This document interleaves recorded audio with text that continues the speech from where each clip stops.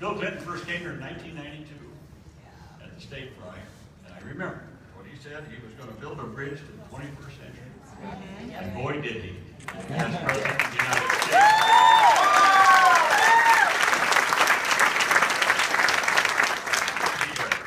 22 million new jobs, 8 million people lifted out of poverty, shared prosperity.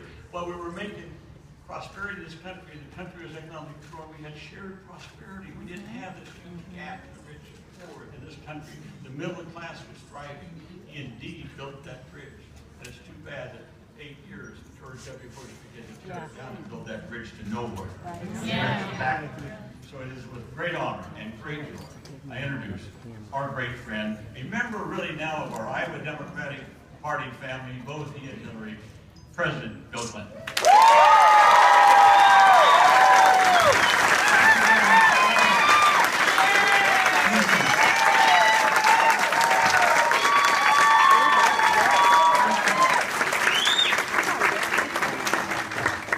Thank you, Tom, Ruth, Mr. Chairman. Hillary and I are really glad to be here. I didn't focus until I got here on the fact that this first event was in a baseball park. Well, minor league ball. And when I was governor of Arkansas, one of the great hoots was that the Arkansas Travelers were based in Little Rock. And on the odd night, we just all sneak out there and eat our hot dogs and watch baseball. And I want to congratulate Michael Gardner. You know, he rose to the top of journalism with newspapers in Iowa, running a great network, media network, and then he got promoted to baseball. So, that's hard to do. I congratulate him. I wanted to say, you know, we're going to have this whole big thing out at the Steak Fry, and I'm kind of scared if anybody's got any advice on what I should say. I've been afraid some rancher would try to do me mayhem since I became a vegan, and I thought of asking Tom to change the last event to the Harkin Stir Fry.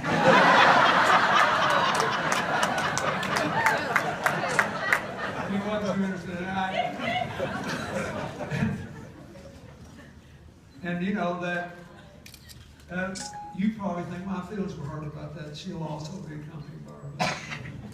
But that's not true. I became immune for that in my second term as president. I realized that it was just a matter of time. Because a very great member of Congress from Cleveland, Lou Stokes, announced his retirement. His brother was the first African-American mayor of Cleveland. Lou was a great member of Congress. I called him and I said, I'd really like to go to Cleveland to honor you because you've been so great. And you decide what to do. And he said, I know exactly what to do. He said, I want to go to an elementary school where your AmeriCorps volunteers are teaching our kids to read better. And we just celebrated the 20th anniversary of AmeriCorps.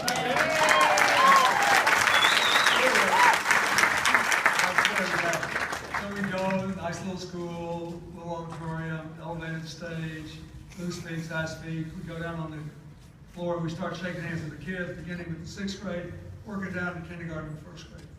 We get down to the 5 or 6 year olds, and this little kid looked up at me and said, "Are you really the president?" And I said, "Yes, I am." And he said, "But you're not dead yet."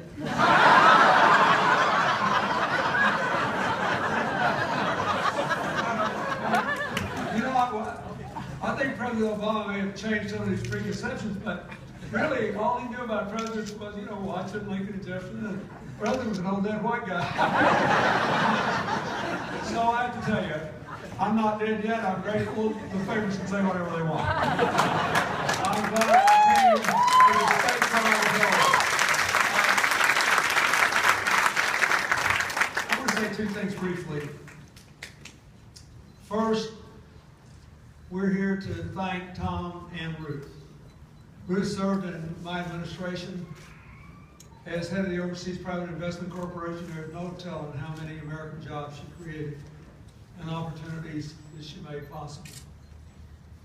I think Tom Harkin is one of the most consequential members of the Senate for the last several decades, not just for Iowa, but for America.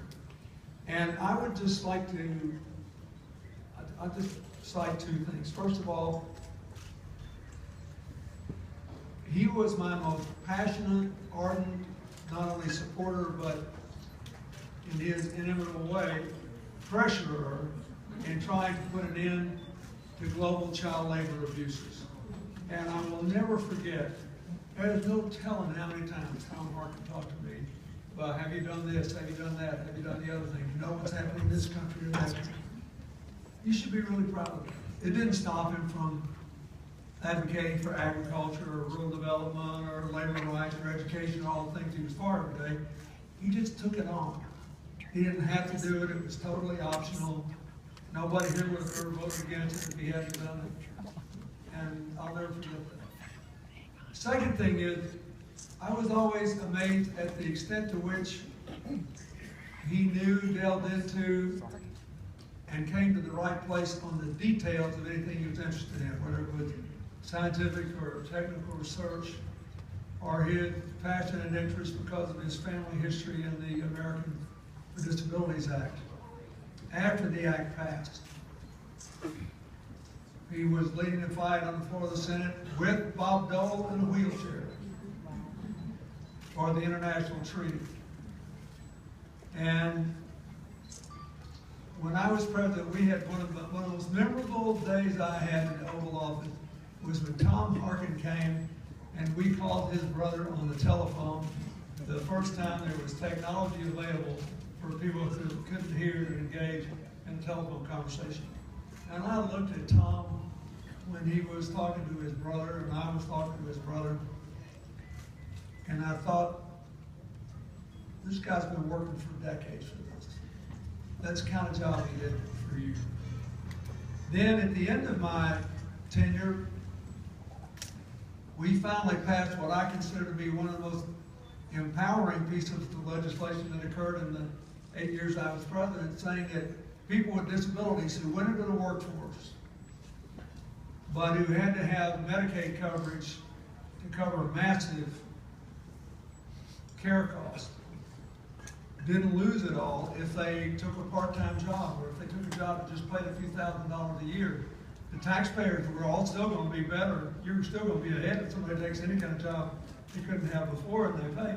And people used to lose all that. And long before the Affordable Care Act passed, thanks to Tom Harkin, we said to people with disabilities, we want you to go as far as you can go. We want you to live as you can live. We want your life to be as full as you can make it. And there are no telling how many people in this country today, almost none of them with any money, almost none of them with any power, almost none of them with any local notoriety, who had the dignity of a job and being self-supporting, because Tom Harkin didn't stop by passing the Americans with Disabilities Act and giving rights. And gave them something they wanted to do.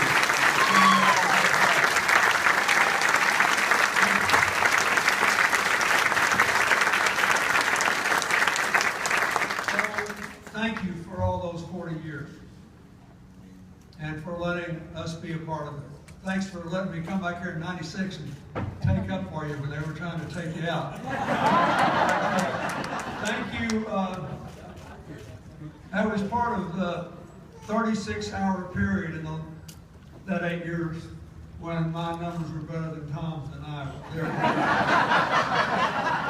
And as soon as we found out about it, I rushed in here so I could soak it up.